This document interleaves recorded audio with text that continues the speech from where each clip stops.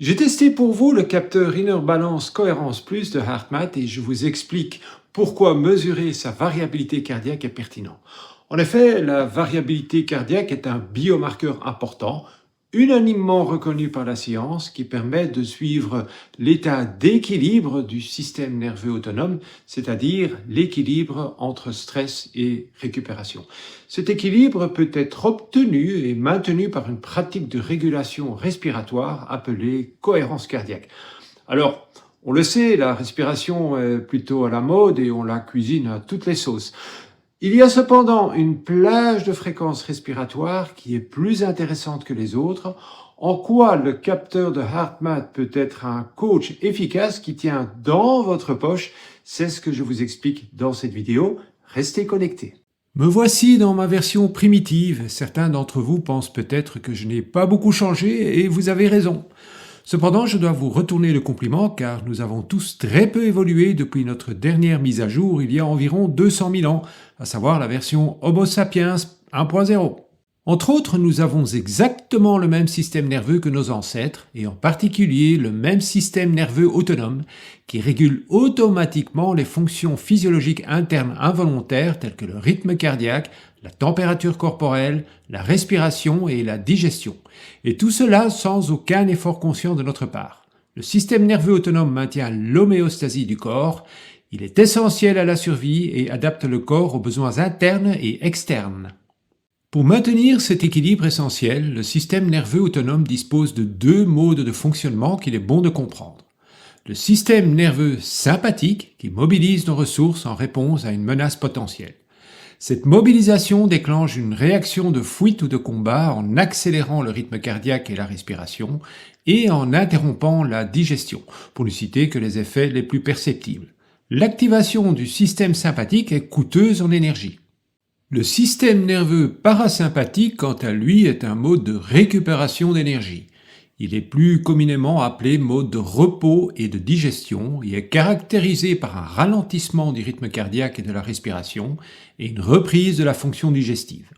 Pour simplifier, on pourrait comparer le système nerveux sympathique à l'accélérateur d'une voiture et le système nerveux parasympathique au frein. Et pour une conduite optimale, il faut utiliser les deux pédales de manière fluide et coordonnée, sinon le moteur risque de s'emballer, ce qui aura également un impact sur la consommation d'énergie. Mais il est également important d'adapter votre style de conduite à l'environnement dans lequel vous roulez. Vous opterez probablement pour une conduite plus tranquille lorsque vous êtes sur une route moins fréquentée, comme une route de campagne, dans un cadre verdoyant et paisible. Mais il en sera tout autrement si vous conduisez en milieu urbain, où vous devrez freiner et accélérer fréquemment tout en coordonnant davantage vos actions avec la boîte de vitesse, si vous avez une transmission manuelle. Le schéma est similaire pour notre système nerveux autonome, mais il manque un élément essentiel à notre schéma, c'est le boîtier de vitesse, celui qui permet d'adapter notre moteur aux besoins du style de conduite. Et ce boîtier de vitesse, c'est notre cœur. Le cœur dispose d'un système de réglage fin très efficace que l'on appelle variabilité cardiaque. En effet, notre cœur ne bat pas tel un métronome, mais les intervalles entre ses battements varient de manière subtile, nous ne les ressentons pas, mais dont le but est justement de maintenir cet équilibre précieux entre sympathique et parasympathique. Cette variabilité est donc un biomarqueur important de notre capacité d'adaptation. Le profil de la variabilité cardiaque n'a rien à voir avec un électrocardiogramme qui mesure l'activité électrique du cœur et donc la fréquence cardiaque. La variabilité cardiaque mesure la variation de cette fréquence d'instant en instant, ce qui donne un schéma plutôt irrégulier, voire chaotique. Cette irrégularité est toutefois normale, c'est surtout l'amplitude des variations qui est importante. Ainsi, une grande variabilité traduit une grande capacité d'adaptation psychophysiologique. Une faible variabilité traduit une plus faible capacité d'adaptation, comme par exemple dans le cas d'un épuisement professionnel, plus communément appelé burn-out, ou d'une dépression. À noter que la variabilité cardiaque diminue également avec l'âge. Alors, vous l'avez compris, le cœur est l'oscillateur qui permet à notre physiologie de s'adapter, c'est-à-dire de maintenir un état d'équilibre dans un environnement dynamique et très variable. Et dans la plupart des cas, il fait ce qu'il doit faire et vous n'avez pas à vous en soucier, c'est une fonction autonome. Mais en raison de notre rythme de vie de plus en plus effréné et de l'augmentation générale du stress, de l'incertitude et de l'anxiété, cet équilibre est de plus en plus compromis. C'est là que la cohérence cardiaque s'avère très utile et que la respiration joue un rôle important. Je vous explique. Il existe un phénomène naturel de synchronisation entre respiration et fréquence cardiaque appelé arythmie sinusale respiratoire. Pas de panique, c'est plutôt simple à comprendre. En rouge sur cette illustration, votre rythme cardiaque tel que vous pouvez le voir sur un électrocardiogramme. En bleu, votre rythme respiratoire. À l'inspiration, le cœur accélère légèrement. À l'expiration, il ralentit. C'est l'arythmie sinusale respiratoire, un phénomène parfaitement normal qui va nous permettre de moduler la variabilité cardiaque. Et ça, c'est une découverte passionnante. Souvenez-vous, la variabilité cardiaque produit un schéma irrégulier et chaotique qui reflète directement l'état d'équilibre de votre système nerveux autonome en fonction des accélérations et des décélérations de votre cœur qui s'adaptent en permanence. Cependant, en respirant plus lentement et plus profondément que d'habitude, le schéma de variabilité cardiaque change pour devenir régulier et sinusoïdal. C'est ce qu'on appelle la cohérence cardiaque, un état particulier de la variabilité cardiaque. Il a été mesuré que le rythme de respiration pour atteindre un état de cohérence cardiaque optimal est de l'ordre de 5 secondes d'inspiration et de 5 secondes d'expiration, ce qui équivaut à 6 respirations par minute. Pour la plupart d'entre nous, ce rythme est plus lent que notre rythme naturel, qui est de l'ordre de 12 à 14 respirations par minute. Alors, est-ce que votre respiration naturelle, celle qui vous a maintenu en vie jusqu'à présent, n'est-elle soudainement plus suffisante? Devez-vous modifier votre rythme 24 heures sur 24? Bien sûr que non, ce n'est ni nécessaire ni possible. Cependant, la cohérence cardiaque est un outil puissant et efficace pour recentrer votre système nerveux autonome lorsqu'il en a besoin. Mais quand en a-t-il besoin? Comme nous l'avons dit au début de cette vidéo, nous devons nous adapter au monde moderne avec un système d'exploitation quelque peu archaïque. Hola, amigo. Notre système nerveux autonome est fortement sollicité et cette adaptation est très gourmande en énergie. D'autre part, la récupération d'énergie n'est pas toujours optimale. Cela est dû à un sommeil trop peu réparateur et de trop rares moments de détente qui ne sont également pas toujours de grande qualité. En ce sens, la cohérence cardiaque nous permet d'intervenir dans le flux de nos activités quotidiennes afin de colmater nos fuites d'énergie et de recentrer instantanément l'équilibre entre nos systèmes sympathiques et parasympathiques. Il n'est donc pas nécessaire de modifier son rythme respiratoire naturel, mais plutôt d'être conscient d'une respiration trop rapide ou trop superficielle, qui est souvent symptomatique d'un dérèglement du système nerveux, et de rétablir l'équilibre en respirant consciemment à un rythme plus lent et plus régulier. Il est donc important d'identifier chaque réaction de stress, de colère, d'anxiété, de rumination ou de surmenage et de colmater cette fuite d'énergie le plus rapidement possible avant que nos réserves ne soient complètement épuisées. Ces fuites d'énergie sont cumulatives, un peu comme si un trou supplémentaire était percé dans un seau d'eau à chaque fois. La régulation émotionnelle est donc une question de gestion de l'énergie. Et cette gestion n'est pas innée, elle doit s'acquérir par une pratique formelle. Et oui, bien entendu, nos schémas émotionnels sont tenaces et nos réactions sont généralement très rapides, voire automatiques. Ce serait bien plus facile d'avoir un témoin lumineux s'allumant là, juste devant nos yeux, pour nous rappeler de marquer un temps d'arrêt afin de moduler notre respiration. C'est pourquoi il est important de développer une pratique régulière de la cohérence cardiaque et cette pratique a beaucoup plus de sens si vous obtenez un retour d'information de vos exercices, une mesure de votre état de cohérence cardiaque. Grâce au capteur Inner Balance Cohérence Plus, cela devient possible. Regardez plutôt. J'ai opté pour l'utilisation du capteur avec l'application Inner Balance de HeartMath et ce pour 2 raisons. Elle est gratuite, sans abonnement ni achat intégré et les fonctionnalités de base sont en français. Les techniques guidées sont toutefois en anglais, mais je recommande de débuter en utilisant le guide respiratoire visuel pour acquérir le bon rythme. Sachez que le capteur est également compatible avec l'application HeartMath. Cette application est entièrement en anglais, mais un tutoriel vous explique comment tirer le meilleur parti de l'application, même si vous ne parlez pas l'anglais. Vous trouverez le lien vers ce tutoriel dans le descriptif de la vidéo. Ces 2 applications sont disponibles dans l'App Store et sur Google Play. Le capteur HeartMath fonctionne en Bluetooth très basse émission. La connexion est ultra rapide, il suffit d'allumer votre capteur et de démarrer une session dans l'application. Celle-ci recherche automatiquement votre capteur et détecte votre rythme cardiaque. Après une courte calibration, s'affiche votre variabilité cardiaque et vous recevez un feedback visuel et sonore de votre niveau de cohérence. Vous pouvez sélectionner jusque 4 écrans que vous pouvez faire défiler selon votre préférence. Nous avons démarré la session avec le mandala, mais il y a également le chasseur, une photo que vous pouvez choisir dans votre galerie et un écran contenant des données plus avancées comme votre variabilité cardiaque, le spectrogramme et votre rythme cardiaque. Notez que vous pouvez toujours synchroniser votre respiration avec le guide respiratoire au-dessus de l'écran. Votre cohérence est optimale lorsque la courbe de variabilité est régulière et sinusoïdale et lorsque l'activité de votre spectrogramme est concentrée dans la zone gris clair. Plus simplement, un indicateur vert et un son aigu le confirment. Après avoir mis fin à votre session, vous obtenez vos résultats. Ceci comporte votre pourcentage de cohérence basse, moyenne et haute, votre fréquence cardiaque moyenne, votre cohérence moyenne, votre temps de session et votre score de cohérence. Nous reviendrons en fin de vidéo sur des objectifs raisonnables pour motiver votre pratique. Mais prenez surtout un instant pour prendre conscience de votre ressenti, de préférence avant de regarder et d'interpréter vos résultats. Comment vous sentez-vous? Comment définir cet état de cohérence cardiaque? Alors, il est important de spécifier que la cohérence cardiaque n'est pas une pratique de relaxation. Le rééquilibrage du système nerveux autonome a pour but d'instaurer ou de restaurer un état de calme vigilant. Et cet état est à privilégier lorsque vous devez disposer de toutes vos facultés pour exécuter vos tâches, quelles qu'elles soient, professionnelles, familiales ou sportives, pour ne citer que quelques-unes.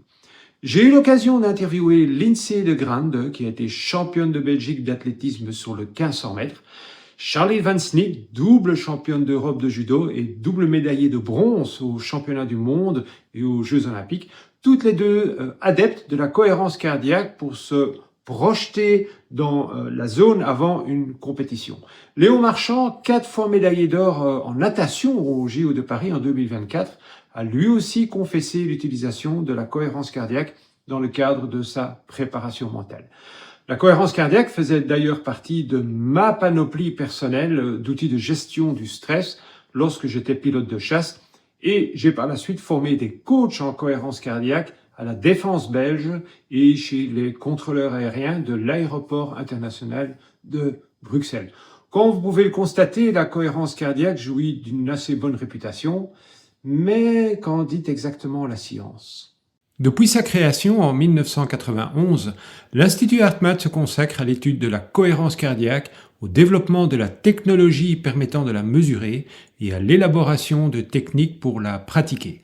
L'Institut HeartMath a collaboré à plus de 400 études indépendantes évaluées par des pairs et a largement contribué à la compréhension des mécanismes du stress et des émotions.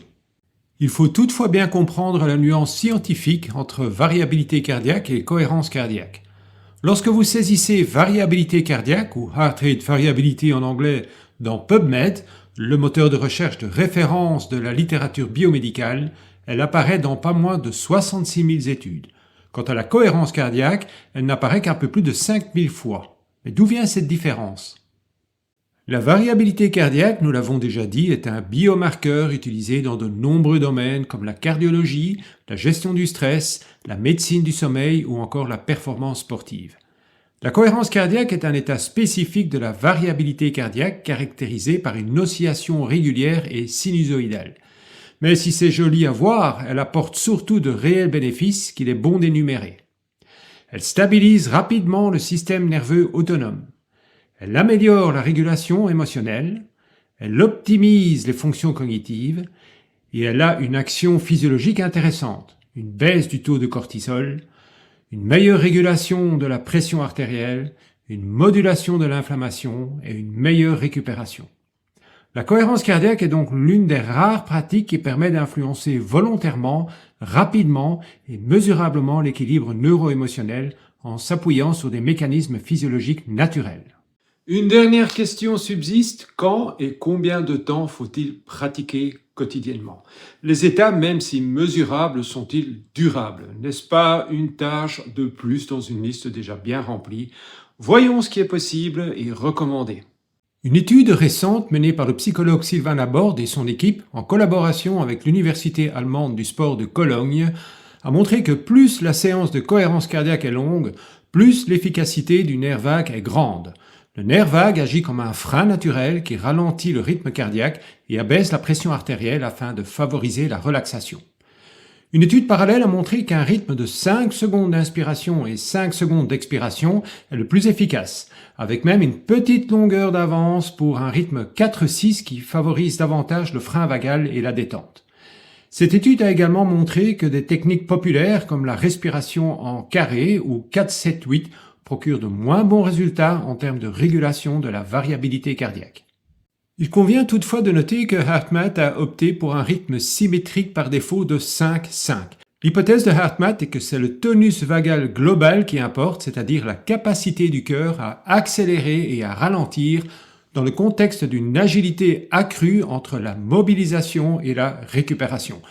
N'oubliez pas que la cohérence cardiaque n'est pas une technique de relaxation, mais une technique visant à rétablir l'équilibre entre les systèmes nerveux sympathiques et parasympathiques. Notez que vous pouvez modifier le cycle respiratoire complet pour qu'il soit confortable en déplaçant le curseur entre 4 et 30 secondes. L'application coupe ensuite la poire en deux pour vous donner un temps d'inspiration égal au temps d'expiration grâce au métronome de respiration. Et encore ceci, la plupart des études scientifiques ne généralisent le résultat qu'au conditionnel. Il leur faut le plus souvent des études complémentaires pour reproduire et valider les résultats de manière générique. En outre, ces études ne sont généralement conduites qu'avec un nombre limité de participants et ne sont pas toujours indépendantes. Ce qui importe réellement, c'est d'intégrer la cohérence cardiaque selon vos ressentis, même s'il faut pour cela dévier des recommandations scientifiques.